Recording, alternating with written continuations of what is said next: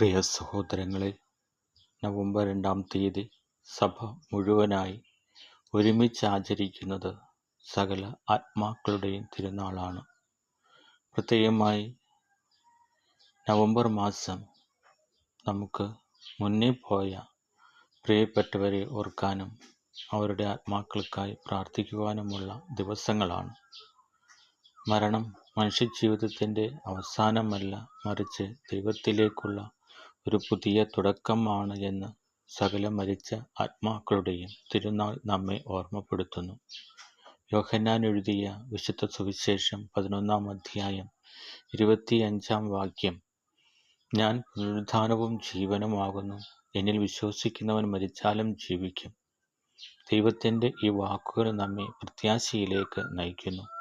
നമ്മെ വിട്ടുപോയവരുടെ ജീവിതം ദൈവത്തിൻ്റെ സ്നേഹത്തിൽ തുടരുന്നു. അവർ ഇപ്പോൾ ദൈവത്തിൻ്റെ കരങ്ങളിലാണ്. അതുകൊണ്ട് നമ്മൾ അവരുടെ ആത്മാക്കൾക്കായി പ്രാർത്ഥിക്കുമ്പോൾ നമ്മുടെ ജീവിതവും വിശ്വാസവും കൂടുതൽ ആഴത്തിൽ ദൈവത്തോട് ചേർന്നതായിരിക്കണം.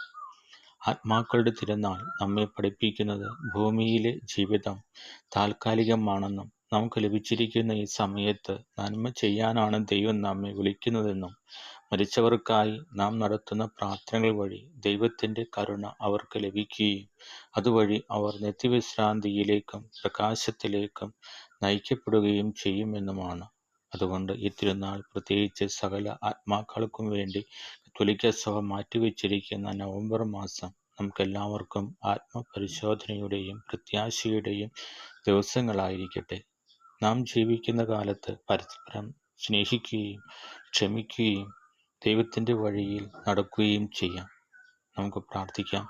കരുണയുള്ള പിതാവേ, നിന്റെ കരുണയിൽ ഞങ്ങളുടെ പ്രിയപ്പെട്ടവരുടെ ആത്മാക്കളെ സ്വീകരിക്കണമേ.